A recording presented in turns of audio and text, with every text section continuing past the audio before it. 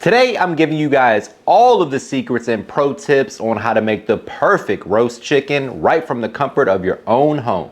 No more dry, boring, and bland birds. We're talking flavor-packed chicken with extra crispy skin, and I even got a secret sauce. Meet me in the kitchen, let's make it happen. All right, people, first things first, let's talk about what makes a good chicken. To me, the skin's gotta be crispy, it's gotta be moist, it's gotta be flavorful. A few ways that we're gonna achieve those things is one, with a salt brine. We're gonna add an adequate amount of salt to the chicken, put it in the fridge for 12 to 24 hours if you have the time.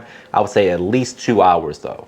We're also gonna make a compound butter to baste the chicken that's gonna ensure that the chicken stays nice and moist, juicy, and flavorful. We're pairing this with some veggies so that chicken juice and the butter is gonna drip down and flavor those veggies beautifully. You got a full meal coming up in about an hour, hour and a half, depending on the size of your chicken. And then last but not least, my secret sauce, one of my favorites for poultry, ají verde. I'm gonna show you guys how to make that. All chicken deserves a good sauce, and you guys are gonna love this recipe. Dry brining is one of my favorite techniques to get good flavor and to help the protein retain moisture. We're gonna need an adequate amount of salt. We're talking probably about a half a teaspoon or so per pound. This is about a 5-pound chicken. Almost called it a turkey. We're gonna go ahead and give it a good coating of salt and then get it in the fridge for at least 12 hours, up to 24. Dry brining is gonna help retain moisture because the salt is naturally gonna pull moisture out of the chicken, and then as it reabsorbs that moisture, it's gonna take the salt with it. You're gonna get flavor all the way down to the bone. This is my favorite way to do it because dry brining is gonna render a nice crispy skin. A wet brine gets the flavor, but a lot of times the skin isn't as crispy as a dry brine. So you get the flavor and crispy skin. So this is my recommended technique here. Wet brine works nicely as well. It's a little bit messier. So I've been going with the dry brine method lately. You wanna get salt all over this chicken. So we're going inside the cavity too.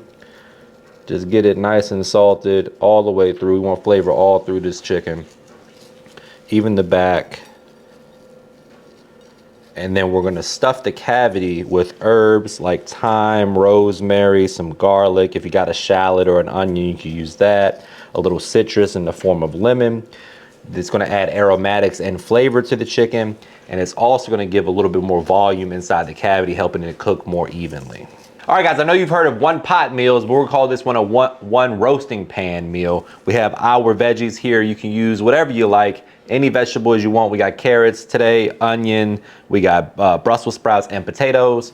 Again, use whatever veggies you like that roast well. These work really nicely and they're pretty healthy. We're gonna go ahead and peel the skin off of these carrots, cut them into bite-sized pieces, and do the same thing with the onions. We got petite red potatoes, so no real need to cut those. But if you have larger potatoes, you can cut them into bite-sized pieces as well. You want all your veggies to be about the same size. That way they cook at the same rate. We got our oven preheated at 425, which is the perfect temperature to roast a chicken. Also happens to be a great temperature to roast veggies. Quick reminder, guys, that this recipe and all of my recipes can be found at MrMakeItHappen.com. So when it comes to seasoning the veggies, we'll hit them with some olive oil, about a tablespoon or two, and then the seasonings of your choice, really. I'm using my all-purpose, which is a blend of salt, pepper, garlic, onion powder, a little Cajun seasoning, and this buttery garlic pepper seasoning. All really delicious on vegetables, but feel free to use whatever seasonings you like. If you do want to grab these, you can get them on my website, MrMakeItHappen.com. We're gonna go ahead and add that olive oil to these veggies. Make sure they're nicely coated, and then we're gonna season them up. Tons of flavor because the veggies are gonna be underneath the chicken. So as that chicken cooks, the moisture and the juice are gonna drip down onto the veggies, along with the butter base that we're gonna put on it as well. So tons of flavor all the way through the chicken, all the way through the veggies, and all the way through to you.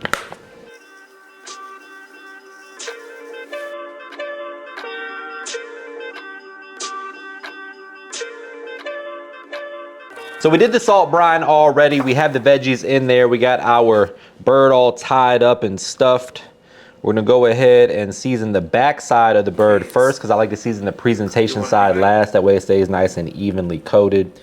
Gonna make it look nice. So get some adequate seasoning on this back of the bird, flip it back over. We're using AP seasoning here. We got plenty of salt, and my AP seasoning is low sodium, so this works nicely. You can season it with other things. I just don't want it to get too dark because we are gonna baste it with a compound butter later. So I wanna be mindful of that. So we're just gonna go like nice light coating or dusting of this AP seasoning, and then she's ready for the oven. 425 until the breast reaches 160 to 165 degrees, and the dark meat reaches about 165 to 175. Last but not least, we're gonna add about a cup to a cup and a half of good quality chicken broth. That's gonna ensure that the veggies don't scorch in the oven. Most of this is gonna evaporate. It's not gonna like boil the veggies. You just want enough that the veggies don't burn up. Keep everything nice and moist. Into the oven it goes, 425. Next up, for the compound butter, we'll keep it real simple. Things that work great with poultry. We have 1 stick of grass-fed butter. I like to use Kerrygold. Whatever's in the budget though, you can use that. A good mound of garlic, tablespoon and a half or so, or whatever's left in the jar. Then we have some fresh herbs, the kind you cook with, not the kind that cook you. We got rosemary, thyme, and some fresh chopped parsley. All flavors that pair beautifully with poultry. We're gonna go ahead and add that. And then my secret weapon, which is this buttery garlic pepper seasoning. Feel free to use whatever seasoning you like. You can make this like a barbecue style, use barbecue seasoning. Cajun compound butter, use Cajun seasoning. You can make it spicy, add a little cayenne. Whatever flavor profile you're into, you can adjust this to that. We're also gonna add a little bit of chicken bouillon powder to elevate the chicken flavor and to add a little MSG. This could be that top layer of flavor that's really gonna, elevate the flavor profile overall. Next, we're gonna go ahead and mix this together. You wanna use room temperature butter. This is a little bit cold, but we're gonna make it work. And we're just gonna, mix this until everything is well combined. And we're gonna baste this over the chicken about halfway through. All right, guys, next up, one of my favorite sauces for poultry and seafood is called ají verde. If you've ever had Peruvian chicken, you've had it before. This version is a lot better than what you get at most restaurants, and I'm gonna show you guys how to make it. You're gonna love it. It's good on wings, it's good on roast chicken, it's good on fish. I eat it all the time. We serve it at my restaurant in DC, one of my favorites.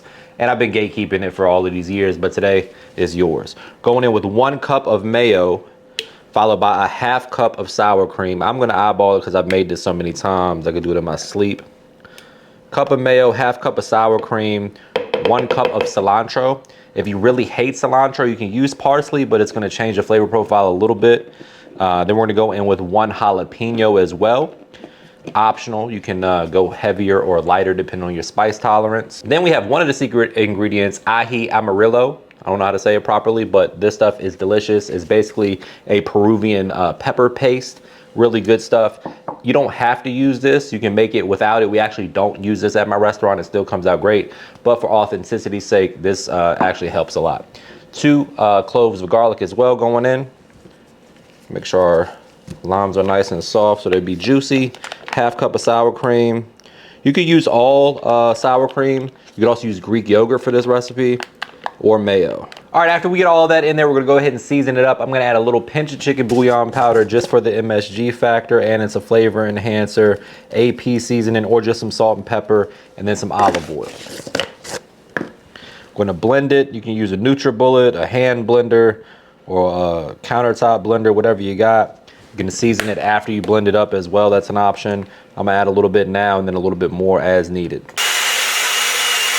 All right, guys, so we're a little bit over halfway there. Now is the perfect time to go ahead and start to baste this with that compound butter that we made. You're gonna brush it over the chicken evenly. You don't wanna go too heavy because we're gonna baste this 2 or 3 times before it's fully done. I'm gonna put this back in the oven. If you notice that it's starting to get a little too dark, you can cover it with some aluminum foil just to make sure the skin doesn't get too dark, and then remove the foil at the end and brown it up evenly. That butter is gonna make sure that the chicken continues to brown a little bit more too. So just keep an eye on it. You wanna make sure that it is nice and juicy, but you don't wanna get too dark because you want it to be pretty, right? So I'm gonna cover this with foil for the last 15 to 20 minutes, and then remove the foil, brush it one more time, and then let that skin crisp back up.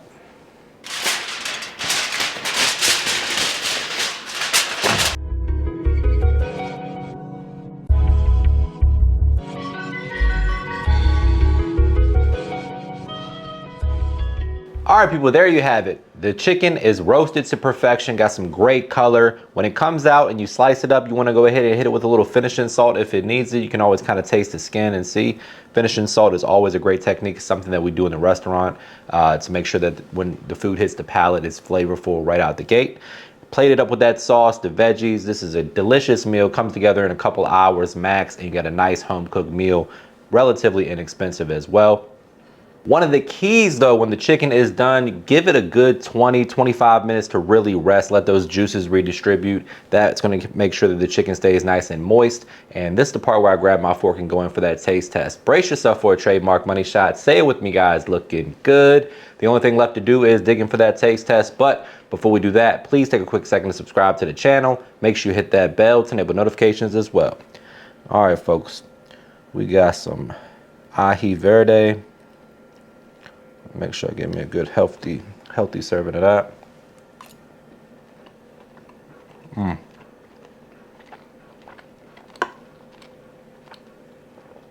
Some carrot.